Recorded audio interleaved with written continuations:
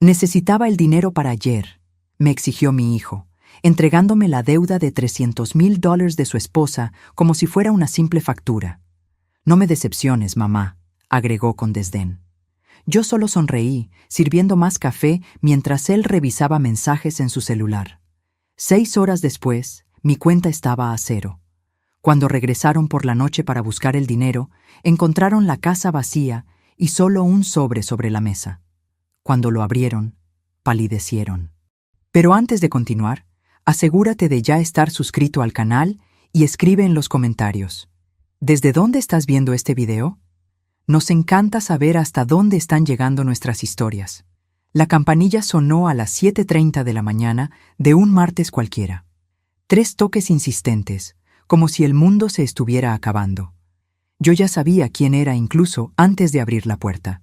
Mi hijo Ricardo solo aparecía sin avisar cuando necesitaba algo. Dejé mi taza de té a medio beber en la mesa de la cocina y caminé lentamente por el pasillo. Por las ventanas de la sala divisé su coche, una camioneta SUV de lujo estacionada de cualquier manera en la entrada. Ricardo había heredado el talento para los negocios de su padre, pero ni una gota de paciencia o consideración. Cuando abrí la puerta, ya estaba con el celular en una mano y un sobre de papel marrón en la otra. Su rostro, siempre tan parecido al de su padre, estaba tenso. «Mamá», dijo, pasando a mi lado sin un abrazo, solo un beso rápido al aire. «Necesitamos hablar». Ricardo fue directo a la cocina como si la casa aún fuera suya, a pesar de haberse mudado hace más de 15 años. Se sentó en mi silla, puso el sobre en la mesa y comenzó a revisar su celular mientras yo lo seguía. «Un café estaría bien», murmuró sin levantar los ojos de la pantalla. Serví el café mecánicamente. 10 años como viuda, y aún servía a los hombres de mi vida como si fuera mi única función. Mientras ponía la taza frente a él, noté cuán tensas parecían sus manos, los nudillos blancos mientras tecleaba. «¿Fernanda está bien? ¿Los niños?», pregunté, refiriéndome a mi nuera y a mis nietos que casi nunca veía. «Están muy bien», respondió Ricardo vagamente. Finalmente guardó el celular y tomó un sorbo de café. «Iré directo al grano, mamá. Tengo un problema». Me senté al otro lado de la mesa. En el reloj de pared, los minutos pasaban lentamente. «Fernanda se metió en una situación complicada», continuó, empujándome el sobre. «Hizo algunas inversiones que no salieron bien». Abrí el sobre con cuidado. Dentro había estados de cuenta bancarios, notificaciones de cobranza y un documento que parecía un contrato de préstamo con una cifra destacada en rojo, $300,000. Mi corazón se aceleró. Era casi todo el dinero de mi jubilación, más lo que había sobrado de la venta del apartamento en el centro de Monterrey después de que Eduardo falleciera. «Ricardo», comencé, sintiendo la garganta seca. «Esto es prácticamente todo lo que tengo». Tomó otro sorbo de café, sus ojos fríos ahora finalmente mirándome. «Mamá, no es como si necesitaras ese dinero. Vives sola en esta casa que ya está pagada. Tus gastos son mínimos. Y por el amor de Dios, tienes 68 años. ¿Para qué lo estás guardando?». Sus palabras me golpearon como una bofetada. La casa era el único bien de valor que me quedaba, y aún así estaba a su nombre. Decisión de Eduardo años atrás para evitar problemas con la herencia. «No es tan simple», argumenté. «Tengo mis medicinas, mis consultas». Ricardo golpeó suavemente la mesa, interrumpiéndome. «Fernanda invirtió mal, ¿ok? Creyó en alguien que no debía. Si no pagamos esto antes de mañana», respiró hondo, «las cosas se van a poner feas. No son banqueros, mamá. Son personas peligrosas». «¿Qué tipo de personas peligrosas?», pregunté, mi voz casi desapareciendo. «No necesitas saber los detalles», dijo impaciente. «Solo confía en mí. Es un préstamo, ¿cierto? Te lo devuelvo tan pronto como reorganice las finanzas de la empresa». Miré el sobre, el rostro de mi hijo, la puerta que daba al patio trasero donde solía jugar. Ahora era como si un extraño estuviera sentado en mi cocina. «Ya me has pedido préstamos antes, Ricardo. Nunca he visto de vuelta el color de ese dinero». Su rostro se endureció. «Esto es serio, mamá. No es momento para dramas. Se levantó, caminando por la cocina como un animal enjaulado. Soy tu único hijo, tu familia. Siempre dijiste que harías cualquier cosa por mí. Ahí estaba la manipulación que conocía tan bien, la misma que usaba Eduardo, la misma que yo había permitido durante toda mi vida. Necesito pensar, dije en voz baja. No hay tiempo para pensar. Ricardo elevó la voz. Necesito ese dinero en mi cuenta antes de que termine el día. Mañana ya es tarde. Se detuvo detrás de mi silla, poniendo sus manos en mis hombros. Sentí el peso de ellas como cadenas. Mamá, dijo suavizando la voz, sabes que no te lo pediría si no fuera importante. Es por la seguridad de Fernanda, de nuestra familia. Familia, la palabra que siempre funcionaba conmigo, como un encantamiento mágico que me hacía doblegarme, ceder, sacrificar. Está bien, respondí finalmente. Te lo transferiré. El alivio en el rostro de Ricardo fue casi palpable. Sonrió por primera vez desde que llegó, esa sonrisa que me recordaba al niño que fue un día. Gracias, mamá. Sabía que podía contar contigo. Revisó el reloj. Tengo una reunión ahora, pero vuelvo en la noche para cenar y resolver esto, ¿de acuerdo? Asentí con la cabeza, incapaz de hablar. Ricardo tomó la carpeta, me dio un beso rápido en la frente y se dirigió a la puerta. No me decepciones, mamá, agregó antes de salir, como si yo fuera la hija y él el padre. La puerta se cerró de golpe y me quedé sola en la cocina, con su taza de café a medio beber y la certeza de que acababa de cometer un error terrible. Por la ventana vi su coche salir a toda velocidad, esparciendo grava por el jardín que yo había cuidado con tanto cariño. Fue entonces cuando una idea comenzó a formarse en mi mente. Una idea que la vieja Elena jamás consideraría. Tomé el teléfono y marqué un número que no usaba desde hacía mucho tiempo. Marisa, soy Elena. Necesito tu ayuda. Mi amiga llegó en menos de media hora. Marisa y yo nos conocimos en la universidad hace casi 50 años.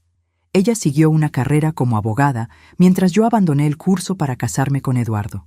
Ella nunca aprobó mis elecciones, pero siempre estuvo cerca, esperando pacientemente que yo abriera los ojos. ¿300,000? Marisa casi se ahoga con el té que le había servido. Elena, eso es una locura. Es todo lo que tienes. Negué con la cabeza, sintiendo el peso de la realidad. No es la primera vez, Marisa. El año pasado fueron 100,000 para expandir el negocio. Antes de eso, 50,000 para resolver un problema con proveedores. Nunca he visto de vuelta ese dinero. Marisa puso la taza en la mesa con fuerza. ¿Y por qué sigues dándole? Elena, siempre fuiste inteligente. ¿Cómo no ves lo que está pasando? La pregunta me golpeó como un puñetazo. ¿Por qué continuaba? ¿Por amor? ¿Por miedo? ¿Por costumbre? Es mi hijo, respondí, la respuesta automática de siempre. Y tú eres su madre, no su banco, replicó Marisa. Eduardo te manipuló durante 30 años y ahora Ricardo sigue los mismos pasos. ¿Cuándo va a parar esto? Miré por la ventana, hacia el jardín que cultivé sola después de la muerte de Eduardo. Las rosas estaban floreciendo finalmente, después de años intentando hacerlas crecer en un suelo que no era propicio. Como yo, habían persistido contra todo pronóstico. Hoy, respondí, sorprendiéndome a mí misma. Esto para hoy. Marisa me miró fijamente, confundida. ¿Qué quieres decir? Respiré hondo, sintiendo algo romperse y recomponerse dentro de mí. Quiero que me ayudes a transferir todo mi dinero a una cuenta que Ricardo no conozca. Y quiero que me ayudes a salir de esta casa antes de que él regrese. Los ojos de Marisa se abrieron. Luego una lenta sonrisa apareció en su rostro.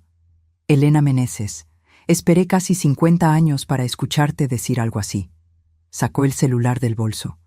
Tengo un apartamento de veraneo en Cancún que está vacío. Las llaves están en mi oficina. ¿Cuánto tiempo tenemos antes de que regrese? Dijo que vendría para la cena, así que unas 10 horas. Marisa miró el reloj. Tiempo suficiente. Iremos al banco primero. Luego pasamos por la notaría para que me des un poder a mi nombre, en caso de que necesites representación legal. Después de eso, empacamos tus maletas y nos vamos. Me levanté, sintiendo una mezcla de miedo y exaltación. En toda mi vida nunca había tomado una decisión tan radical. Se va a poner furioso, murmuré, más para mí misma que para Marisa. Ella tomó mis manos. Elena, ¿le tienes miedo? Pensé en el rostro de mi hijo cuando no conseguía lo que quería, en cómo cambiaba su voz, cómo se endurecían sus ojos. Sí, admití, como le tuve miedo a su padre. Entonces es hora de dejar de tener miedo. Marisa apretó mis manos. Vamos a buscar tus cosas. Fui a mi habitación y tomé la maleta que había usado solo 2 veces en los últimos 10 años. Abrí el armario y comencé a seleccionar ropa, pero pronto me di cuenta de que no quería llevar mucho de aquella vida. Solo lo esencial, algunos conjuntos, mis medicamentos, documentos importantes y las pocas joyas que tenían valor sentimental. En el fondo del cajón de la cómoda encontré la cajita de madera donde guardaba el único dinero que Eduardo nunca supo que tenía. Era poco, unos cuantos miles que ahorré vendiendo dulces y bordados a lo largo de los años. Mi secreto, mi pequeña rebelión. Tomé el portarretratos con la foto de mi madre y dudé ante la foto de Ricardo niño. Después de un momento decidí dejarla atrás. Cuando volví a la sala, Marisa estaba al teléfono, organizando todo. El vuelo a Cancún está confirmado para las 3 de la tarde. Aún tenemos tiempo de ir al banco y a la notaría. En el banco, la gerente pareció sorprendida con mi pedido de transferir todo el dinero a una nueva cuenta. Señora Meneses, ¿está segura? Es una cantidad considerable. Absolutamente, respondí, firmando los documentos. Y necesito que esta transacción no aparezca en estados de cuenta enviados a mi dirección residencial. Mientras esperábamos que se procesara la transferencia, Marisa me miró con curiosidad. ¿Qué le vas a dejar a Ricardo? ¿Alguna explicación? Pensé por un momento. Una nota, decidí, y una lección que debería haber aprendido hace mucho tiempo. Cuando volvimos a casa, escribí cuidadosamente en un papel que puse sobre la mesa de la cocina. Quien decepciona soy yo. La venganza es un plato que se sirve frío. Al salir por la puerta con mi maleta, miré la casa que había sido mi prisión durante tantos años. En el jardín, las rosas se balanceaban con la brisa, libres y fuertes, como lo sería yo a partir de ese día. En el taxi camino al aeropuerto, Marisa tomó mi mano. ¿Estás bien? Miré por la ventana, viendo la ciudad pasar rápidamente, llevándose décadas de sumisión. No, respondí honestamente, pero lo estaré. El apartamento de Marisa en Cancún era pequeño, pero acogedor, con vista al mar. La primera noche, sentada en el balcón escuchando las olas, encendí mi celular solo para apagarlo nuevamente cuando vi que había 17 llamadas perdidas de Ricardo. No estaba lista para enfrentarlo. Te encontrará eventualmente, dijo Marisa mientras me servía una copa de vino. Necesitamos un plan a largo plazo. Asentí, sintiéndome extrañamente tranquila. Nunca pensé que tendría el coraje de hacer esto. Siempre supe que lo tenías, Marisa sonrió. Solo necesitabas un empujón. En los días siguientes, mi celular continuó sonando. Ricardo, su esposa Fernanda, incluso mi hermana Claudia, que probablemente había sido reclutada para intentar localizarme. En uno de los mensajes de voz, Ricardo alternaba entre súplicas desesperadas y amenazas veladas. «Mamá, por favor, llámame. Estoy preocupado por ti». Y luego, «No puedes simplemente desaparecer así. La casa está a mi nombre. ¿Recuerdas? Piensa bien en lo que estás haciendo». Una semana después de mi fuga, comencé a reconstruir mi vida. Abrí una cuenta en un nuevo banco, alquilé un pequeño apartamento cerca de la playa y comencé a buscar algo para ocupar mi tiempo. A los 68 años, nunca había trabajado realmente, pero descubrí que mis dulces y bordados tenían mercado en ferias locales de artesanía. Marisa permaneció en Ciudad de México, pero se convirtió en mis ojos y oídos. Fue ella quien me contó sobre la furiosa visita de Ricardo a su oficina.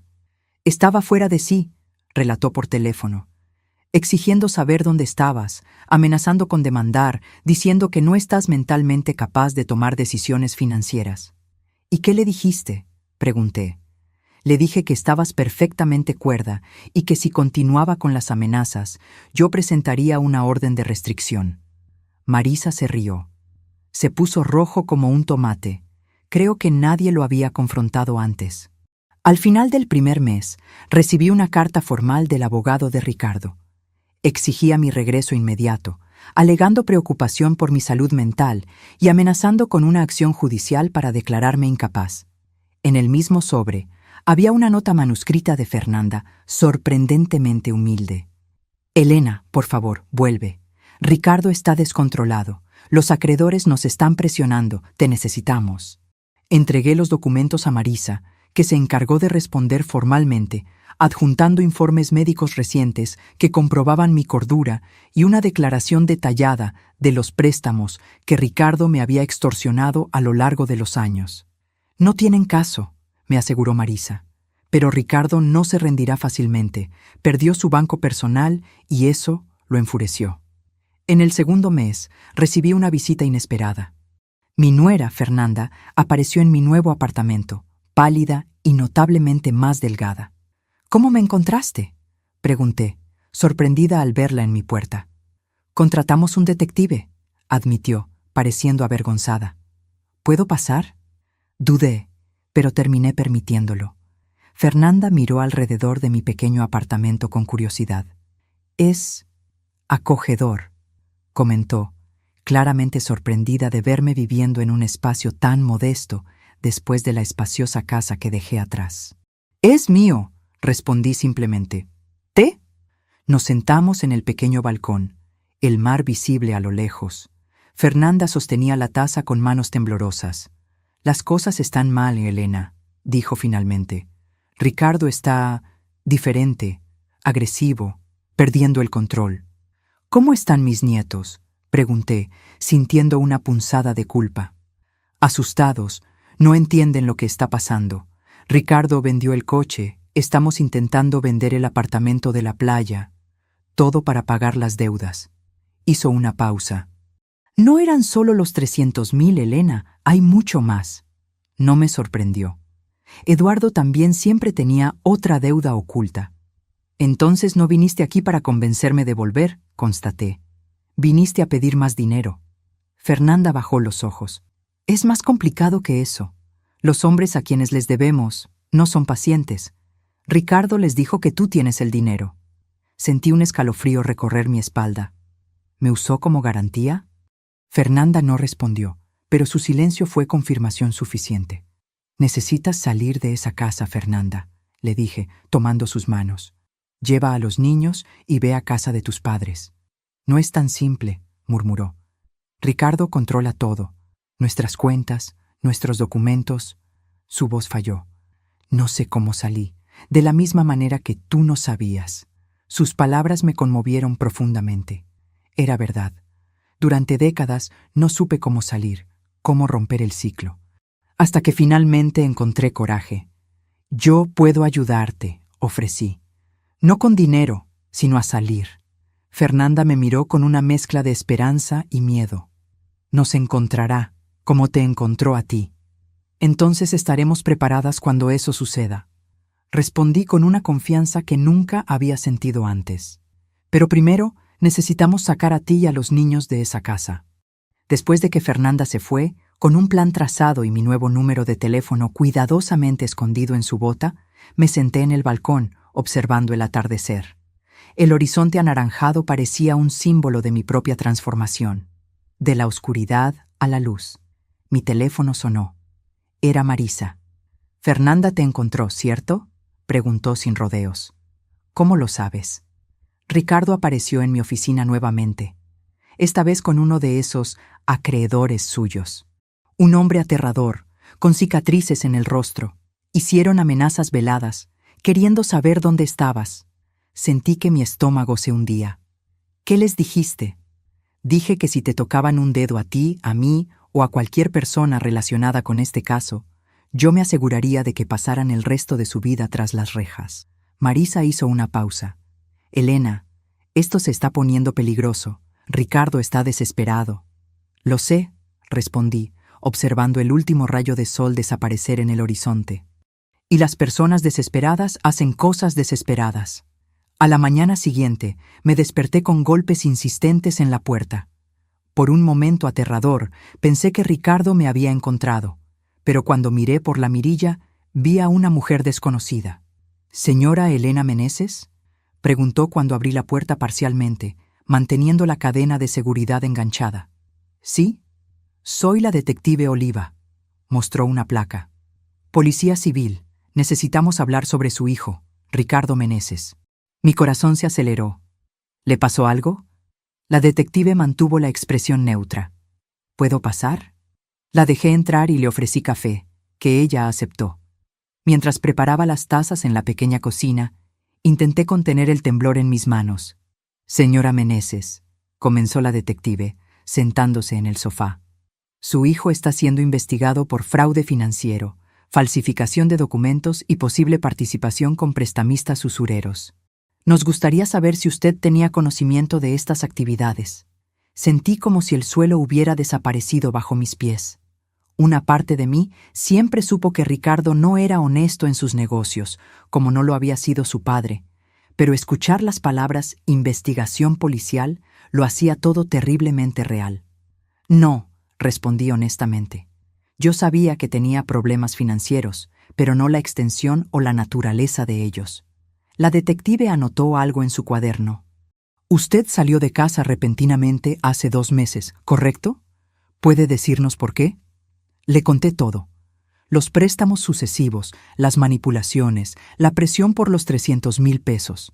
La detective escuchó sin interrumpir, solo haciendo anotaciones ocasionales. ¿Él usó su nombre en algún documento? ¿Le pidió que firmara papeles sin explicar de qué se trataban? Pensé por un momento. Hace algunos años, me pidió que firmara algunos documentos para facilitar transferencias financieras, en caso de que necesitara ayuda. Dijo que era para mi protección en la vejez. La detective asintió. Encontramos varias transacciones sospechosas en cuentas abiertas a su nombre, señora Meneses.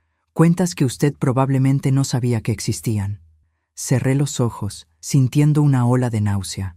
Ricardo no solo me había manipulado, había robado mi identidad. ¿Qué sucede ahora?, pregunté, intentando mantener la compostura. Continuaremos la investigación. Su declaración formal será necesaria en breve.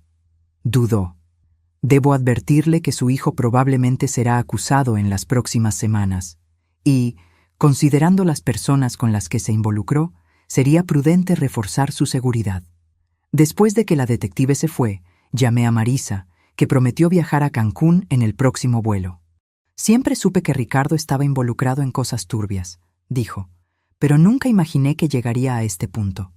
Esa tarde, recibí un mensaje de Fernanda. Descubrió nuestro plan. Estoy encerrada en el cuarto con los niños. Está rompiendo todo. Mi sangre se heló.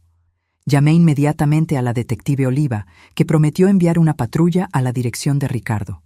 Las horas siguientes fueron un borrón de llamadas, mensajes y actualizaciones fragmentadas. Cuando cayó la noche, solo sabía que Fernanda y mis nietos estaban seguros en una casa de apoyo, y que Ricardo había sido detenido para interrogatorio después de resistirse a la intervención policial. Marisa llegó alrededor de las 9 de la noche, encontrándome en el balcón, mirando el mar oscuro. Se sentó a mi lado en silencio por algunos minutos. ¿Cómo te sientes?, preguntó finalmente. Culpable, admití. Si yo no me hubiera ido, tal vez esto no habría sucedido. Marisa negó con la cabeza firmemente. No, Elena. Si no te hubieras ido, estarías hundiéndote junto con él, probablemente siendo usada para más esquemas fraudulentos. Tomó mi mano. Hiciste lo único que podías haber hecho. Te salvaste. Y al hacerlo, probablemente salvaste a Fernanda y a tus nietos también.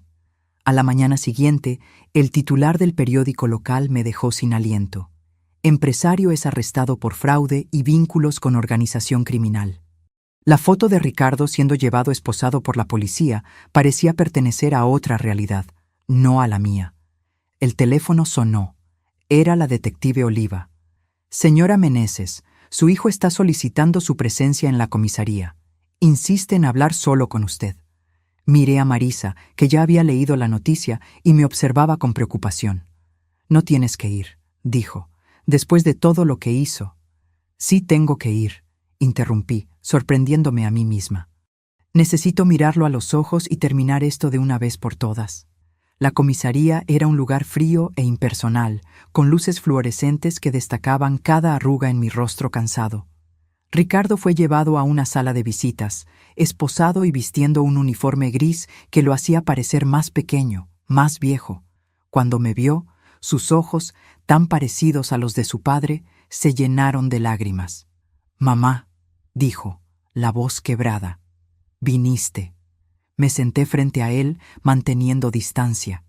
«Querías verme». «Estoy aquí». Ricardo parecía un animal acorralado, mirando a su alrededor como si buscara una salida. «No entiendes la situación en la que estoy», comenzó, inclinándose hacia adelante. «Esas personas no juegan. Si no pago lo que debo». «No», interrumpí, mi voz sorprendentemente firme. «Tú no entiendes la situación en la que estás. No estoy aquí para darte dinero, Ricardo. Ese tiempo se acabó». Su rostro cambió, la vulnerabilidad dando paso a la rabia. «Me abandonaste cuando más te necesité, tu propia familia. ¿Es eso lo que les vas a decir a tus nietos? ¿Que dejaste que su padre se pudriera en la cárcel?» Respiré hondo, negándome a ser manipulada nuevamente. «Les diré que su padre tomó malas decisiones, al igual que su abuelo, y que yo, finalmente, tomé una decisión correcta». Ricardo golpeó las manos esposadas en la mesa. «La casa está a mi nombre. No tienes nada». «Me tengo a mí misma», respondí levantándome. «Algo que casi pierdo completamente por culpa de hombres como tú y tu padre». Caminé hasta la puerta, luego me detuve y me giré. «Fernanda y los niños están seguros. Tendrán una oportunidad de empezar de nuevo, lejos de ti». Hice una pausa. «Y yo también». Mientras salía de la comisaría, sentí como si un peso enorme hubiera sido retirado de mis hombros. El sol de Cancún brillaba intensamente, casi cegador después de la iluminación artificial de la comisaría. Marisa me esperaba en el coche. «¿Cómo te fue?», preguntó preocupada. Miré una última vez el edificio grisáceo donde dejé a mi hijo y décadas de sumisión. «Liberador», respondí, y por primera vez en mucho tiempo sonreí una sonrisa verdadera. 6 meses pasaron desde mi fuga y el arresto de Ricardo. El invierno llegó a Cancún, trayendo vientos fuertes y mar agitado.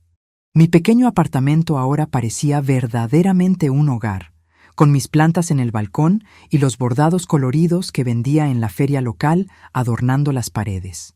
Fernanda y mis nietos, Lucas de 8 años y Mariana de 6, se habían mudado a una ciudad en el interior de Jalisco, cerca de su familia. Hablamos semanalmente por videollamada, una tecnología que aprendí a dominar con la ayuda de Marisa. Los niños se estaban adaptando bien a la nueva vida, aunque aún preguntaban por su padre ocasionalmente. «Abuela, ¿cuándo podemos visitarte?», preguntó Lucas durante nuestra última conversación. «En las vacaciones de julio», prometí. «Vamos a construir castillos de arena y a buscar conchas en la playa». La imagen de Fernanda apareció en la pantalla, sonriendo tímidamente. Parecía más saludable ahora, con las mejillas más llenas y la mirada más tranquila. «¿De verdad nos estás invitando, Elena?» «Claro que sí. Mi apartamento es pequeño, pero cabemos todos. Será bueno tener la risa de los niños por aquí». Después de la llamada, me quedé sentada en el balcón, observando las olas furiosas romper en la playa. El juicio de Ricardo estaba programado para el próximo mes. Las acusaciones eran graves: fraude, falsificación, uso de documentos falsos, asociación con organización criminal. Marisa estimaba una sentencia de al menos 10 años. Yo había accedido a testificar no por venganza, sino por justicia, para mí, para Fernanda y para todos los demás que Ricardo había engañado a lo largo de los años. El teléfono sonó, sacándome de mis pensamientos. Era un número que no reconocí. Elena Meneses, una voz masculina, desconocida. «Sí, ¿quién habla?» «Aquí es Rodrigo Méndez, abogado de su hijo». Sentí un apretón en el pecho. En los últimos meses, Ricardo había cambiado de abogado varias veces, cada uno prometiendo milagros jurídicos que nunca se materializaban. «¿Qué puedo hacer por usted?» Ricardo quisiera proponer un acuerdo. Tiene información sobre operaciones mayores que pueden interesar al Ministerio Público a cambio de una reducción de pena, pero necesita su ayuda. Respiré hondo, ya imaginando a dónde iría a parar aquello. ¿Qué tipo de ayuda? Financiera, naturalmente. Para cubrir los honorarios del equipo jurídico especializado. 200,000 pesos. Casi me río. Era increíble la audacia. Señor Méndez, ya no tengo esa cantidad. E incluso si la tuviera, no la usaría de esa manera. Señora Elena, su tono se endureció. Su hijo se enfrenta a más de 10 años de prisión. Como madre, interrumpí. Ya hice lo que pude por décadas. Ahora Ricardo necesita enfrentar las consecuencias de sus propias acciones. Hubo un silencio prolongado al otro lado de la línea. Él dijo que usted respondería así. Pidió que le dijera que aún tiene copias de documentos que usted firmó. Documentos que pueden implicarla en algunos de sus esquemas. Mi estómago se anudó, pero mantuve la voz firme. Dígale a mi hijo que el chantaje es un crimen más para añadir a su lista, y que estoy dispuesta a enfrentar cualquier acusación si eso significa finalmente romper este ciclo. Colgué el teléfono con las manos temblorosas. Inmediatamente llamé a Marisa y le informé sobre la conversación. Está fanfarroneando, me aseguró. Cualquier documento que puedas haber firmado, ya aclaramos con la policía que fue bajo manipulación. Además, la investigación ya estableció un patrón de comportamiento de él. Aún así, esa noche fue difícil. Me quedé despierta, repasando mentalmente cada papel que firmé a lo largo de los años a pedido de Ricardo o Eduardo. ¿Cuántos contratos? ¿Cuántos poderes? ¿Cuántos documentos que apenas leí, confiando en que mi marido o mi hijo tenían mis mejores intereses en mente? A la mañana siguiente, me desperté con golpes en la puerta. Era la detective Oliva nuevamente, acompañada de otro policía. Señora Meneses, necesitamos que nos acompañe a la comisaría. Hubo un desarrollo en el caso de su hijo. En el camino, la detective explicó. Ricardo había intentado sobornar a un guardia para que le entregara un celular de contrabando a su celda. El guardia, parte de una operación interna, había grabado todo. En la comisaría, me mostraron la transcripción de una llamada que Ricardo pretendía hacer tan pronto como tuviera el celular. Era para uno de los hombres a quienes debía dinero, ofreciendo mi dirección en Cancún como garantía de que pagaría sus deudas. Mi madre tiene dinero escondido, decía la transcripción. Si no puedo pagar, ustedes saben dónde encontrarla. Leí las palabras, sintiendo un frío que parecía venir de dentro de mis huesos. Mi propio hijo estaba dispuesto a poner mi vida en riesgo para salvar su propia piel. Señora Meneses, la detective habló gentilmente. Considerando estas nuevas evidencias, estamos ofreciendo protección policial temporal y sugerimos fuertemente que considere cambiar de domicilio una vez más. Volví a casa escoltada por un policía. Marisa ya estaba allí, habiendo sido informada por la detective. Me abrazó tan pronto como entré.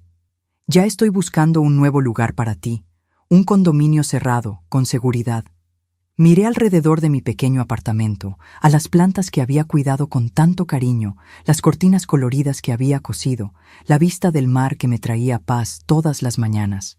No, dije, sorprendiéndome a mí misma. No voy a huir nuevamente. No voy a dejar que Ricardo continúe controlando mi vida, incluso desde detrás de las rejas. Marisa me miró con una mezcla de preocupación y admiración. Elena, esos hombres son peligrosos.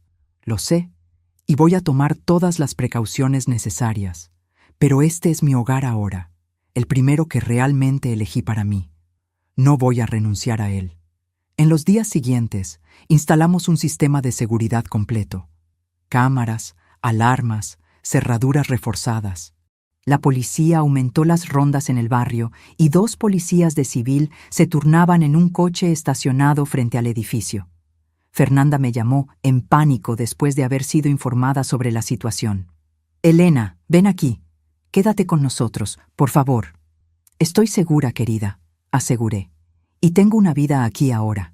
Mis ferias de artesanía, mis amigos, mis clases de natación para personas mayores. Me reí ligeramente. A los 68 años, finalmente descubrí quién soy cuando no estoy cuidando de hombres ingratos. Una semana después, cuando el pánico inicial había disminuido, recibí un sobre oficial. Era una citación para testificar en el juicio de Ricardo, programado para dentro de 2 semanas. Marisa, que se había quedado en Cancún conmigo, revisó el documento. ¿Estás lista para esto? Enfrentarlo en el tribunal no será fácil. Miré por la ventana, hacia el mar que se había convertido en mi confidente. Estoy lista. El tribunal era un edificio imponente en el centro de Ciudad de México. Volví a la ciudad por primera vez desde mi fuga, sintiendo una extraña desconexión con las calles que habían sido mi hogar por décadas. Marisa conducía, mientras yo observaba el paisaje urbano pasar por la ventana. ¿Nerviosa?, preguntó cuando estacionamos. Curiosamente, no, respondí. Siento como si estuviera cerrando un capítulo. Finalmente.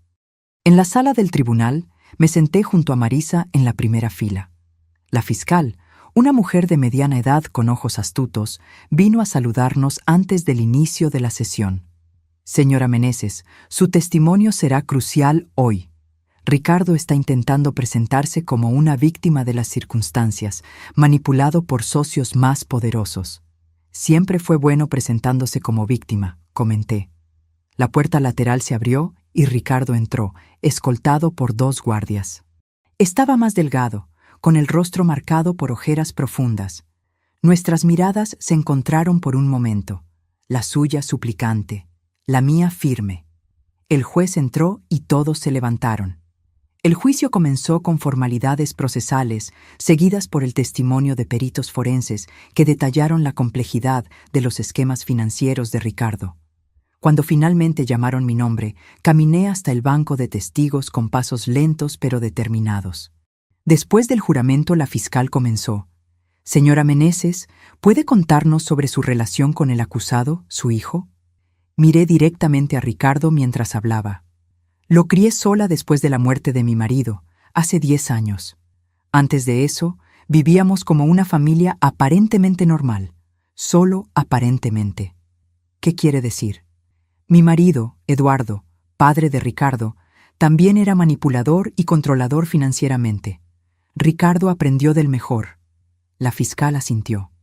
¿Puede detallar cómo su hijo la manipulaba financieramente? Conté todo. Los préstamos sucesivos, las promesas nunca cumplidas, la presión emocional, el chantaje velado. En el último episodio, exigió 300,000 pesos, prácticamente todos mis ahorros, para supuestamente pagar una deuda de su esposa. Cuando me di cuenta de que nunca volvería a ver ese dinero, como no vi los anteriores, decidí irme. ¿Qué la hizo tomar esa decisión después de tantos años cediendo a sus exigencias? Pensé por un momento. Fue el desprecio en su voz, respondí honestamente. Cuando dijo, no me decepciones, mamá. Me di cuenta de que no me veía como una persona, solo como un recurso a ser explotado. En ese momento, algo dentro de mí se rompió y se recompuso de una manera diferente. El abogado de Ricardo se levantó para el contrainterrogatorio. Era un hombre de mediana edad, con un traje caro y una expresión calculada. Señora Meneses, ¿usted se considera una buena madre? La pregunta me tomó por sorpresa. Vi a la fiscal comenzar a protestar, pero levanté la mano ligeramente. Por décadas, creí que ser una buena madre significaba darle todo a mi hijo: dinero, tiempo, autoestima. Ahora entiendo que ser una buena madre también significa enseñar responsabilidad y consecuencias. Usted abandonó a su hijo cuando más la necesitaba. El abogado presionó. No, señor. Yo dejé de posibilitar comportamientos destructivos. Hay una gran diferencia. ¿Y qué hay de las amenazas que su hijo supuestamente hizo contra usted? ¿No le parece conveniente que estas alegaciones surjan justamente cuando él está a punto de proponer un acuerdo con el Ministerio Público? Mantuve la calma, a pesar de la insinuación. Las grabaciones hablan por sí solas. Y no me parece conveniente que mi propio hijo haya ofrecido mi dirección a criminales como garantía para sus deudas. Me parece trágico. Cuando finalmente fui dispensada, volví a mi lugar sintiendo las piernas temblorosas. Marisa apretó mi mano en silencio. El juicio continuó con otros testimonios. Empleados de Ricardo, clientes perjudicados, incluso Fernanda, que describió años de mentiras y manipulación. Durante todo el tiempo, observé a Ricardo poniéndose cada vez más agitado, susurrando furiosamente con su abogado. Al final del día, cuando el juez anunció un receso hasta la mañana siguiente, Ricardo me miró una última vez antes de ser llevado. Ya no había súplica en sus ojos, solo un odio frío que me hizo estremecer. En el hotel, esa noche, no pude dormir. La expresión de Ricardo me acosaba. Era la misma expresión que Eduardo tenía cuando no conseguía lo que quería. Una mezcla de rabia y cálculo, como si estuviera planeando su próximo movimiento. Por la mañana, volvimos al tribunal para escuchar las alegaciones finales. La fiscal presentó un caso contundente, detallando años de fraudes y manipulaciones. El abogado de Ricardo intentó pintarlo como un hombre de negocios en dificultades que cometió errores, pero no crímenes intencionales.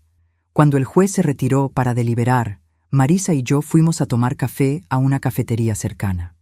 Estaba revolviendo distraídamente mi café cuando noté a un hombre sentado algunas mesas más allá, observándonos. Cuando nuestras miradas se cruzaron, desvió la vista rápidamente. «Marisa», susurré, «aquel hombre nos está observando». Ella miró discretamente. «Debe ser un reportero. El caso ganó cierta atención de los medios locales». Pero algo en la postura del hombre, en la forma en que evitaba el contacto visual mientras claramente nos monitoreaba, me alarmó. «Volvamos al tribunal», sugerí. Al salir, noté que el hombre también se levantó. En el camino de regreso, mantuvo distancia, pero continuó siguiéndonos.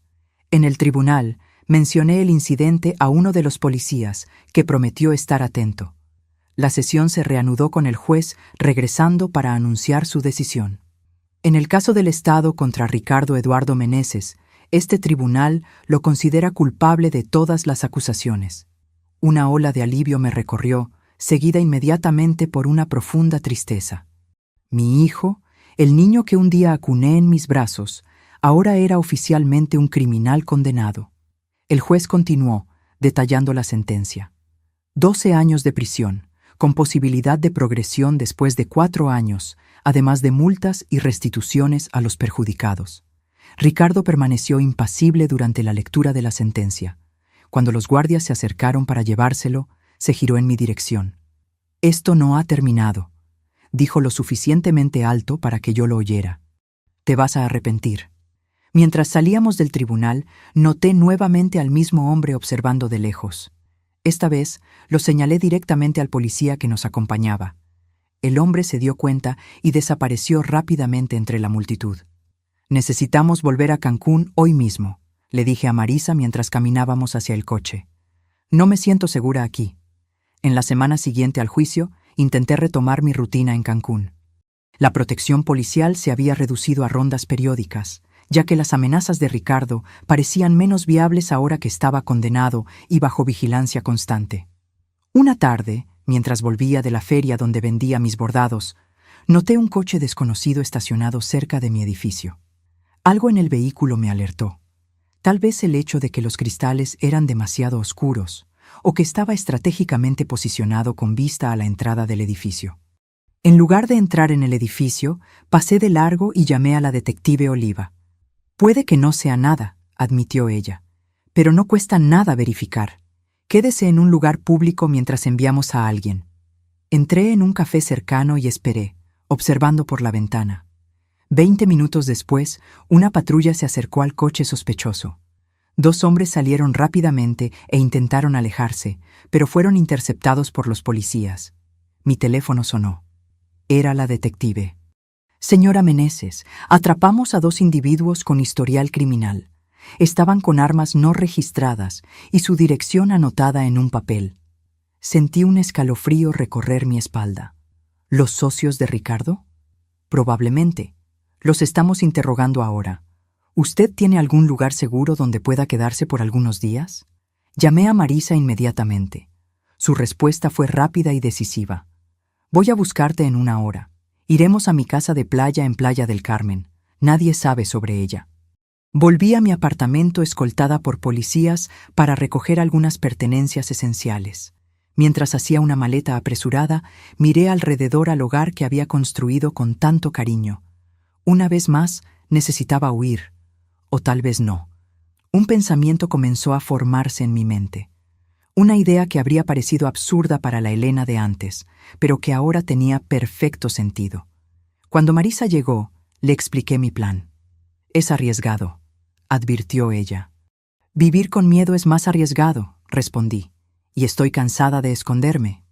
Al día siguiente, en lugar de esconderme en Playa del Carmen, volví a mi apartamento, esta vez con un objetivo claro. Con la ayuda de la detective Oliva y su equipo, preparamos una trampa. Los 2 hombres arrestados habían sido persuadidos a cooperar a cambio de una reducción de penas. Revelaron que Ricardo, usando el teléfono de otro detenido durante el horario de visitas, había contratado a una tercera persona para darme un susto, un eufemismo para algo mucho más siniestro. «A él no le importa si usted se lastima de verdad», explicó la detective. «Solo quiere que usted sepa que él todavía tiene poder, incluso desde dentro de la prisión». El plan era simple. Yo mantendría mi rutina normal, aparentando no saber nada, mientras policías disfrazados monitoreaban cada movimiento a mi alrededor. Cuando el enviado de Ricardo apareciera, sería arrestado en flagrancia. Durante 3 días viví en estado de alerta constante. Cada ruido me hacía saltar, cada extraño en la calle parecía una amenaza. En la mañana del 4.º día, mientras regaba las plantas en el balcón, noté a un hombre recostado en un poste, al otro lado de la calle, mirándome directamente. Nuestras miradas se cruzaron brevemente antes de que entrara en el apartamento y le hiciera una señal a la policía disfrazada de empleada doméstica que estaba limpiando mi sala. «Es él», susurré. «Estoy segura». El hombre permaneció observando el edificio durante cerca de media hora.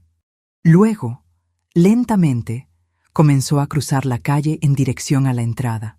El portero, otro policía disfrazado, lo dejó entrar sin cuestionar. Me senté en el sillón de la sala, de frente a la puerta, y esperé. Mi corazón latía tan fuerte que podía oírlo en mis oídos. La policía se había escondido en el baño, con la puerta entreabierta.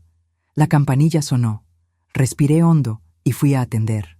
«¿Señora Elena Meneses?», preguntó el hombre, un individuo de apariencia común que podría pasar fácilmente desapercibido en una multitud. «Sí. Tengo un recado de su hijo». Antes de que él pudiera hacer cualquier movimiento, 3 policías surgieron de diferentes puntos del pasillo, rindiéndolo rápidamente. El hombre no se resistió, pareciendo casi aliviado por haber sido capturado. Más tarde ese día, la detective Oliva me visitó para informarme que el hombre había confesado todo. Ricardo había prometido pagar 5,000 pesos para que él asustara a la madre ingrata que lo había abandonado. «¿Y qué significaba exactamente asustar?», pregunté. La detective dudó. Debía romper algunos objetos en su apartamento, hacer amenazas verbales y... Ella hizo una pausa. «Y dejar marcas visibles en usted. Nada fatal, pero lo suficiente para que usted nunca más se sintiera segura». Me senté, sintiendo que mis piernas flaqueaban. «¿Eso es suficiente para nuevas acusaciones contra Ricardo?». «Sí, intento de agresión, contratación de terceros para cometer crimen, amenaza. Eso probablemente eliminará cualquier posibilidad de progresión de pena en los próximos años». Una semana después, visité a Ricardo en la prisión. Pareció sorprendido al verme, como si no esperara que yo tuviera el coraje de enfrentarlo nuevamente. «Vine a decir adiós, Ricardo», dije cuando nos sentamos frente a frente, separados por un vidrio. «¿Adiós?». Él frunció el ceño. «Sí. La persona que intentaste asustar confesó todo. Vas a enfrentar nuevas acusaciones y probablemente pasarás mucho más tiempo aquí de lo que imaginabas». Hice una pausa. «Pero no vine aquí por eso. Vine para decir que estoy siguiendo adelante con mi vida». Ricardo rió amargamente. «¿Qué vida? Tienes 68 años, mamá. Estás sola». «Estoy libre», corregí. «Y descubrí que nunca es tarde para empezar de nuevo. Sabes, yo siempre me definí como esposa de Eduardo o madre de Ricardo. Ahora estoy descubriendo quién es Elena». Él me miró con una mezcla de desprecio y confusión. «¿Y quién es Elena?». Sonreí genuinamente. «Una mujer que finalmente aprendió a valorarse. Una mujer que ya no tiene miedo». Ricardo golpeó el vidrio, frustrado. Tú piensas que se acabó, pero no se acabó. Voy a salir un día. Cuando ese día llegue, si llega, estaré preparada. Me levanté. Adiós, Ricardo. Mientras caminaba para salir del presidio, sentí una ligereza que no experimentaba desde hacía décadas. El cielo estaba particularmente azul ese día. El aire parecía más dulce. Marisa me esperaba en el coche. ¿Cómo te fue? Liberador, respondí. Realmente liberador. Un año pasó desde mi fuga. El otoño llegó a Cancún, pintando los árboles de rojo y naranja. Mi pequeño negocio de bordados había crecido. Ahora yo tenía 3 alumnas, mujeres mayores como yo, que venían toda semana para aprender y principalmente conversar. Fernanda y los niños me habían visitado 2 veces. Lucas y Mariana llenaron mi apartamento con sus risas y energía, construyendo castillos de arena en la playa y recolectando conchas que ahora decoraban mi balcón. Fernanda estaba trabajando como profesora en la nueva ciudad, lentamente reconstruyendo su confianza. Ricardo había sido condenado por 3 años más debido al intento de intimidación. Las noticias sobre él llegaban ocasionalmente a través de la detective Oliva, que se había convertido en una amiga. Por lo que sabíamos, él estaba quieto, tal vez finalmente aceptando su situación. En una tarde de sábado, mientras volvía de la feria de artesanía, encontré a una mujer esperando en la puerta de mi edificio. Debía tener unos 50 años, cabellos canosos y un rostro que me parecía vagamente familiar. ¿Elena Meneses?, preguntó cuando me acerqué. ¿Sí? Mi nombre es Cristina, Cristina Almeida. Ella dudó. Fui casada con Eduardo antes de usted. Me quedé sin palabras. Eduardo había mencionado un matrimonio anterior solo vagamente, diciendo que la exesposa era desequilibrada y obsesionada con el dinero. Ironías que ahora yo podía apreciar. ¿Le gustaría pasar?, ofrecí finalmente. Sentadas en mi pequeña sala, con 2 tazas de té entre nosotras, Cristina explicó el motivo de su visita. Vi la noticia sobre Ricardo en el periódico, sobre cómo él la manipuló financieramente por años. Ella respiró hondo. Eduardo hizo lo mismo conmigo. Y cuando leí sobre usted, me di cuenta de que necesitaba encontrarla. Para cerrar un ciclo, tal vez. ¿Cómo me encontró? No fue difícil. Su historia se esparció entre grupos de apoyo a mujeres que sufrieron abuso financiero. Usted se convirtió en una especie de símbolo de resistencia. No pude contener mi sorpresa. ¿Yo? ¿Un símbolo? Cristina sonrió. Una mujer de casi 70 años que dejó todo atrás y comenzó de nuevo, enfrentando a su propio hijo en el tribunal. Sí, Elena, usted inspiró a muchas de nosotras. Hablamos por horas. Cristina contó cómo Eduardo la había aislado de su familia, controlado cada centavo, hecho que ella se sintiera incompetente para lidiar con el dinero. Cómo, cuando finalmente consiguió divorciarse, él la dejó prácticamente sin nada, para luego casarse conmigo. Una historia que parecía hacer eco de mi propia vida. Cuando él murió, continuó ella, sentí una mezcla extraña de alivio y rabia. Alivio porque él ya no podía manipular a nadie. Rabia porque nunca hubo justicia. Él nunca tuvo que enfrentar lo que hizo. Entiendo perfectamente, dije. Por mucho tiempo, culpé solo a Ricardo por sus actos. Pero ahora veo que Eduardo plantó aquellas semillas. Nuestro hijo solo siguió el ejemplo que vio en casa. El ciclo continúa, murmuró Cristina. A menos que alguien lo rompa. Al final de la tarde, intercambié contactos con Cristina y prometí mantener el contacto. Después de que ella se fue, me quedé en el balcón, observando el atardecer y reflexionando sobre nuestra conversación. Eduardo y Ricardo. Padre e hijo. Ambos ahora fuera de mi vida, uno por la muerte, otro por la prisión. Ambos dejando cicatrices que yo aún estaba aprendiendo a curar. Esa noche, escribí en mi diario, un hábito que había adquirido recientemente. Las palabras fluyeron fácilmente. Hoy, a mis 69 años, me di cuenta de que pasé la mayor parte de mi vida intentando ser lo que los demás querían que yo fuera. Esposa dedicada, madre abnegada, banco particular, siempre disponible, siempre cediendo, siempre con miedo de desagradar. Ahora, finalmente, Estoy aprendiendo a ser y descubriendo que Elena es más fuerte, más valiente y más capaz de lo que jamás imaginé. El dinero que Ricardo me extorsionó a lo largo de los años, no puedo recuperarlo. Los años que pasé en un matrimonio sofocante con Eduardo, no puedo tenerlos de vuelta. Pero el tiempo que me queda, este es solo mío, para vivir como yo elija, sin miedo, sin manipulación, sin arrepentimientos. Al día siguiente, recibí un correo electrónico de Cristina.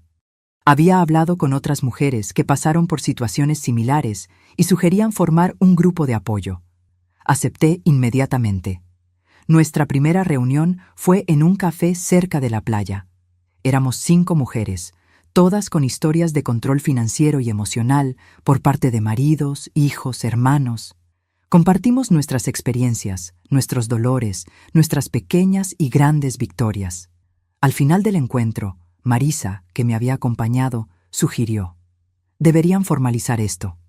Crear una ONG o algo así. Hay muchas mujeres por ahí necesitando escuchar esas historias, necesitando saber que nunca es tarde para empezar de nuevo.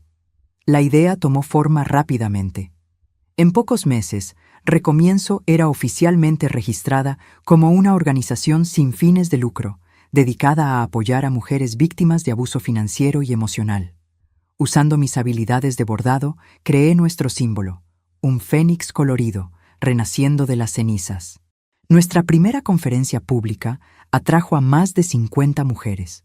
Me puse nerviosa al subir al pequeño escenario improvisado, pero cuando comencé a hablar, mi voz ganó fuerza. Mi nombre es Elena Meneses, tengo 69 años. Por casi 7 décadas, permití que otros controlaran mi vida y mi dinero. Primero mi marido, después mi hijo. Hasta que un día, cuando mi hijo exigió 300,000 pesos, casi todo lo que tenía, algo dentro de mí se rompió y se recompuso. Miré a los rostros atentos en la platea. Nunca es tarde para decir no. Nunca es tarde para empezar de nuevo. Y nunca, jamás, es demasiado tarde para descubrir quién eres realmente cuando no estás viviendo por la aprobación de otra persona. Los aplausos fueron ensordecedores. 2 años después de mi fuga, recibí una carta inesperada. Era de Ricardo, escrita con una caligrafía que parecía más contenida, menos impulsiva de lo que recordaba. Mamá, es extraño escribir esa palabra ahora. Creo que perdí el derecho de usarla.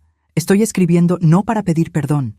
Sé que no lo merezco, sino para decir que estoy haciendo terapia aquí en la prisión. El terapeuta me hizo ver patrones que yo no conseguía ver antes. Cómo repetí contigo exactamente lo que hacía papá. Cómo aprendí a ver a las personas como recursos, no como personas. No estoy disculpándome, solo estoy reconociendo la verdad. Y la verdad es que tenías razón en dejarme enfrentar las consecuencias de mis actos. Sé que probablemente tirarás esta carta, y no te culpo. Solo quería que supieras que, a pesar de todo, estoy orgulloso de lo que te convertiste. Vi tu foto en el periódico, hablando para aquellas mujeres. Parecías diferente, más fuerte. Ricardo. Leí la carta varias veces, sintiendo emociones contradictorias. Cautela, porque conocía bien la capacidad de manipulación de Ricardo. Tristeza, por lo que podría haber sido, y, sorprendentemente, un toque de esperanza. No respondí inmediatamente. En su lugar, llevé la carta a mi próxima sesión de terapia, otro hábito saludable que adquirí en mi nueva vida. ¿Qué quieres hacer?, preguntó mi terapeuta después de que leí la carta para ella. No sé. Parte de mí quiere creer que él está realmente cambiando. Otra parte me recuerda cuántas veces fui engañada antes. ¿Y si ambas partes tienen razón? ¿Y si él está realmente intentando cambiar, pero aún así no es seguro para ti reconectar? Aquellas palabras se quedaron conmigo en los días siguientes. Finalmente, escribí una breve respuesta. Ricardo, recibí tu carta. No puedo decir que confío en tus palabras.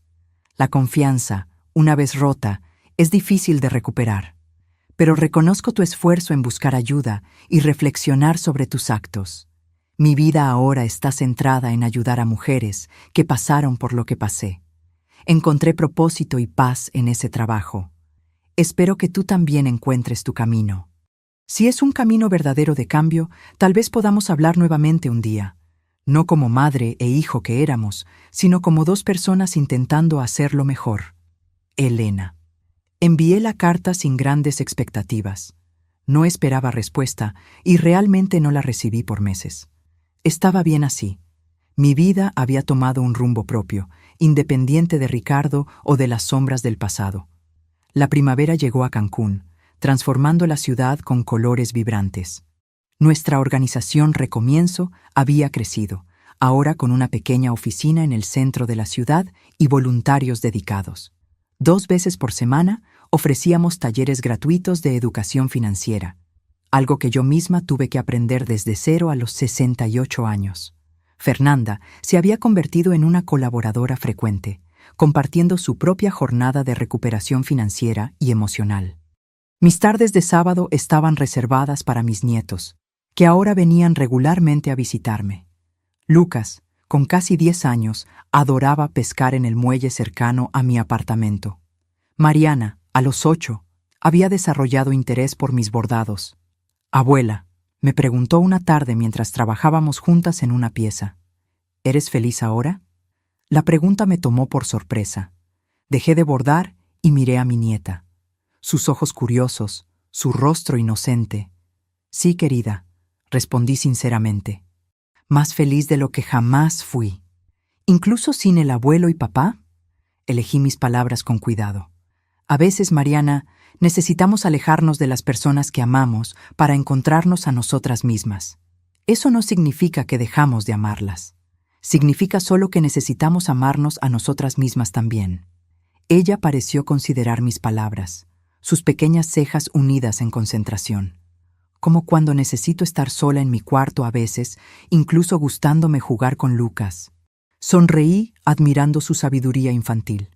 Exactamente así. En junio de aquel año, recibí una llamada inesperada. Era la detective Oliva. Señora Meneses, estoy llamando para informarle que su hijo será transferido al régimen semiabierto el próximo mes. La noticia me tomó desprevenida. Creí que con las acusaciones adicionales, ha demostrado buen comportamiento, completó programas de rehabilitación y sus abogados consiguieron una revisión de pena. Todavía tendrá restricciones severas, pero podrá trabajar durante el día. Agradecí la información y colgué, sintiendo una inquietud que no experimentaba desde hacía mucho tiempo. Ricardo estaría parcialmente libre. ¿Qué significaría eso para mí, para Fernanda, para los niños? Llamé a Marisa inmediatamente. ¿Crees que necesito preocuparme?, pregunté después de relatar la noticia.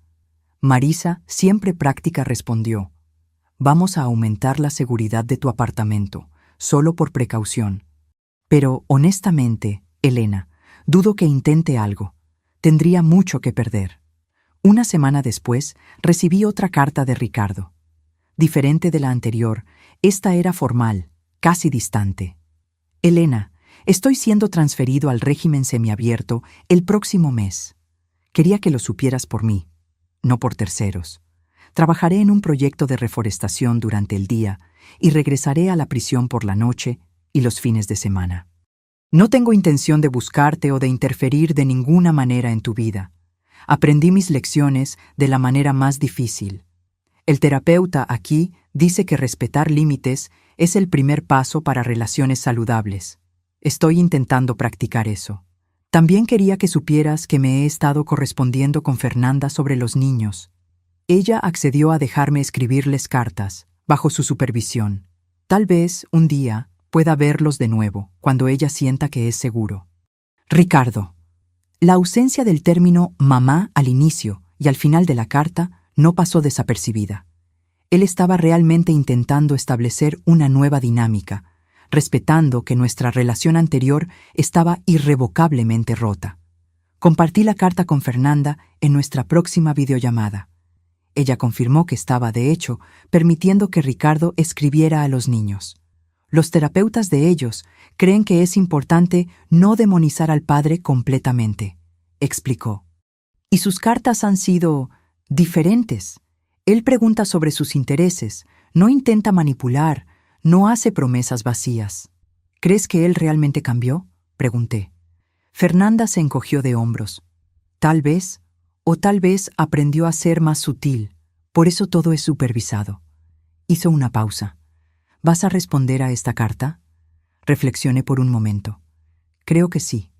Establecer que estoy consciente de la situación y que mis fronteras permanecen intactas. Mi respuesta fue breve. Ricardo, gracias por informarme sobre tu transferencia. Te deseo bien en esta nueva etapa. Me alegra saber que estás en contacto supervisado con tus hijos. Ellos merecen un padre presente, si ese padre puede ser saludable y positivo en sus vidas. Como dije antes, encontré mi camino. Espero sinceramente que tú también encuentres el tuyo. Elena. Julio llegó con un calor intenso. En un miércoles particularmente bochornoso, recibí una llamada inesperada. Señora Elena, aquí es Sofía, del Centro de Rehabilitación Penitenciaria. Tenemos una situación con su hijo, Ricardo Meneses. Mi corazón se aceleró. ¿Él está bien? Físicamente sí, pero hubo un incidente en el lugar de trabajo hoy. Él tuvo una discusión con otro detenido y, bueno, se negó a tomar represalias cuando fue provocado.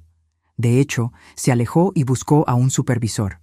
El problema es que eso lo marca como objetivo para otros detenidos, y estamos preocupados por su seguridad. ¿Qué tiene que ver eso conmigo?, pregunté, confundida. Ricardo solicitó transferencia a otro proyecto, idealmente uno donde él pueda trabajar solo o con supervisión directa. Tenemos una vacante en un programa de rehabilitación urbana, restaurando una plaza pública cerca de su barrio. Pero necesitamos su aprobación, dado el historial entre ustedes. Me quedé en silencio por un momento, procesando la situación. Ricardo había elegido no tomar represalias, incluso cuando fue provocado, algo que el Ricardo que yo conocía jamás habría hecho. Y ahora necesitaba mi ayuda.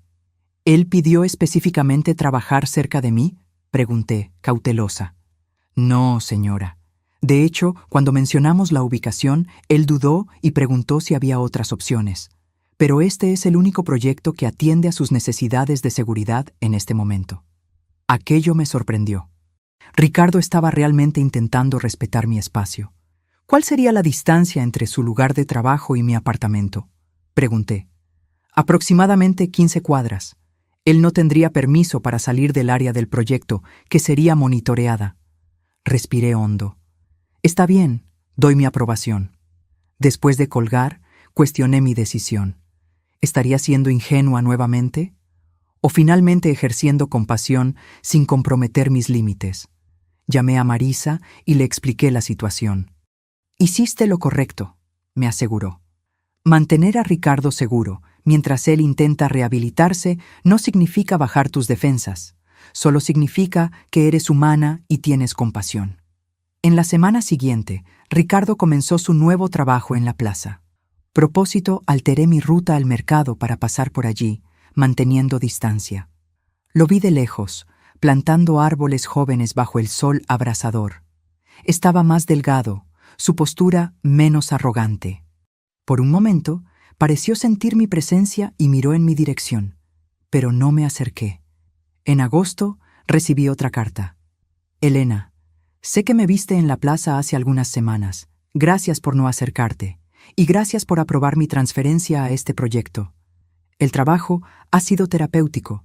Hay algo profundamente satisfactorio en transformar un espacio abandonado en algo hermoso y útil para la comunidad.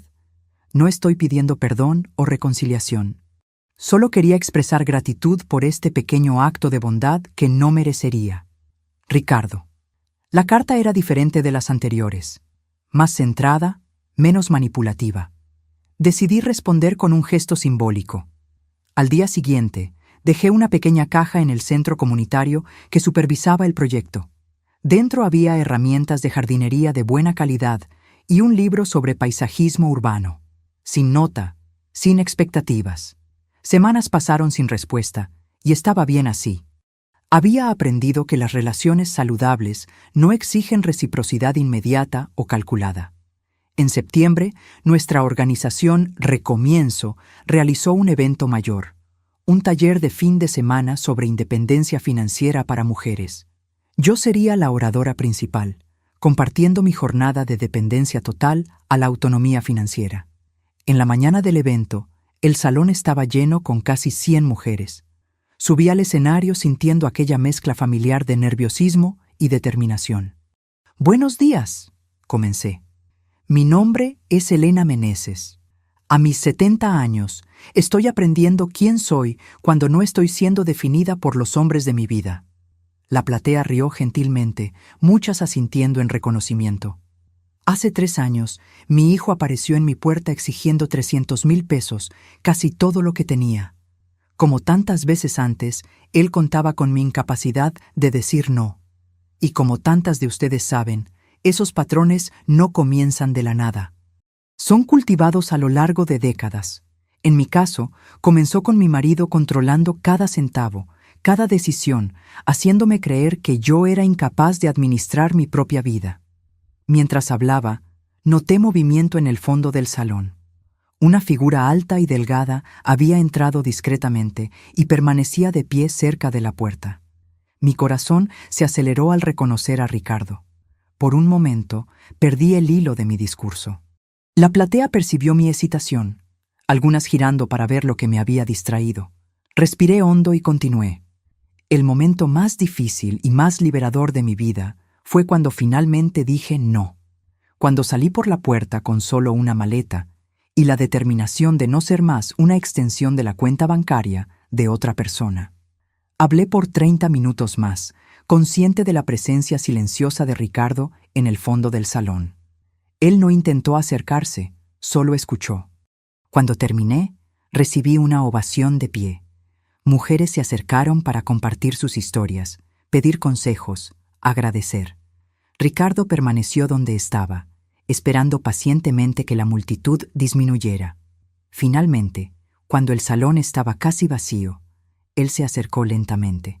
Parecía incierto, vulnerable de una forma que nunca había visto antes. «Hola», dijo simplemente. «Hola», respondí. «Tu discurso fue poderoso y doloroso de escuchar». Hizo una pausa. «Gracias por las herramientas de jardinería». Nos quedamos en un silencio extraño, 2 personas que un día fueron tan cercanas, ahora prácticamente extrañas. «¿Cómo supiste del evento?», pregunté finalmente. «Fernanda lo mencionó en una carta. Pedí permiso especial para venir, solo para escuchar». Asentí, notando cómo él respetaba los límites, pidiendo permiso en lugar de presumir derechos. «¿Estás bien?», pregunté, genuinamente curiosa. «Estoy diferente», respondió después de un momento de reflexión. «Aprendiendo a vivir con las consecuencias de mis elecciones, aprendiendo a existir sin manipular o controlar». Él encontró mis ojos. «Es más difícil de lo que imaginé». «Generalmente lo es», concordé. Ricardo miró el reloj. «Necesito volver. Tengo solo 2 horas de permiso». Dudó, entonces agregó.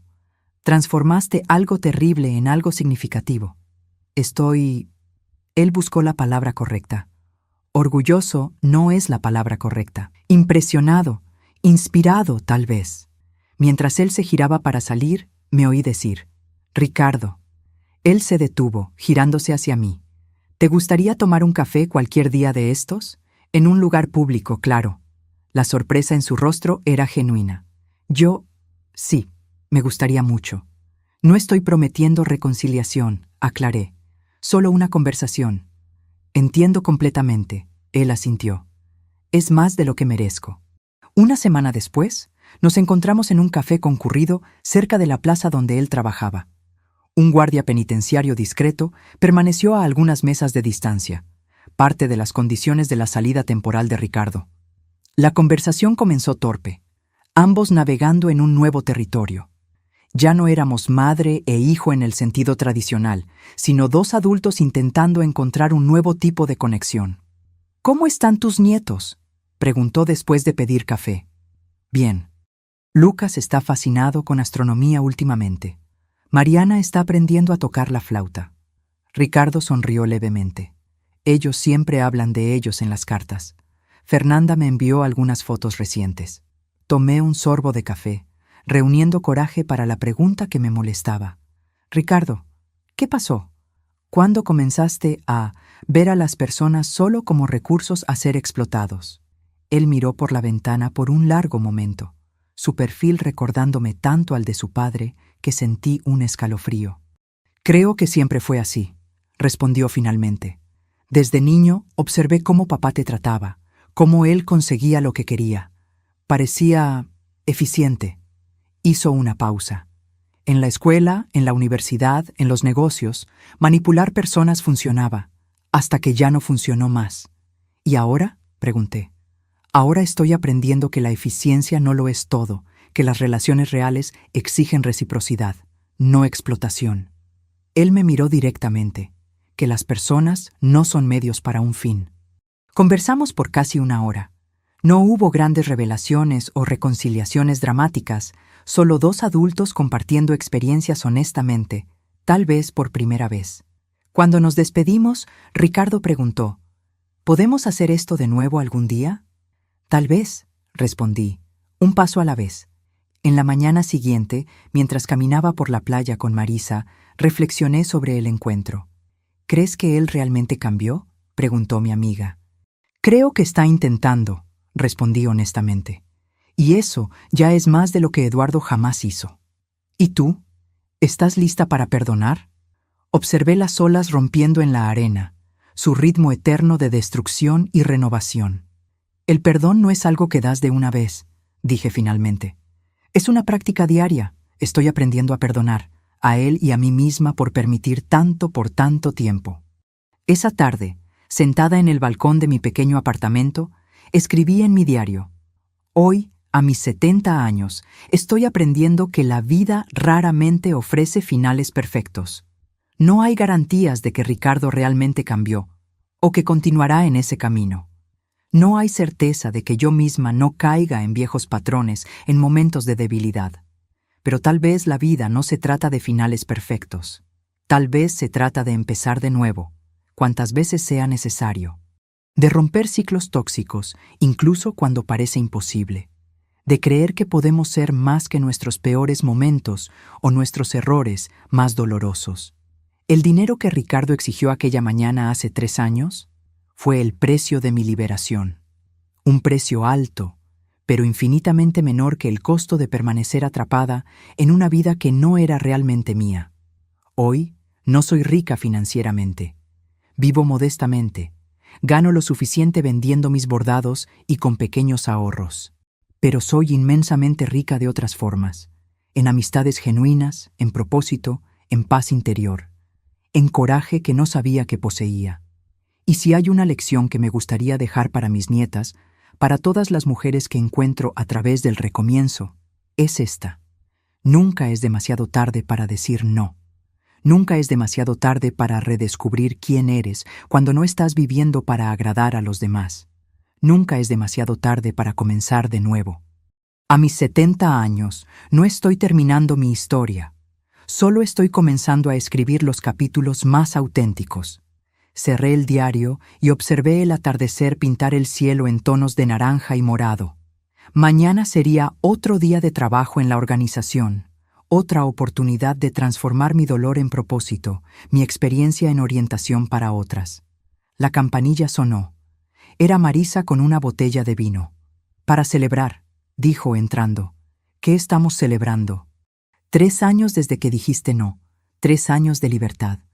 Sonreímos y brindamos bajo el cielo del atardecer. Por el coraje, propuse.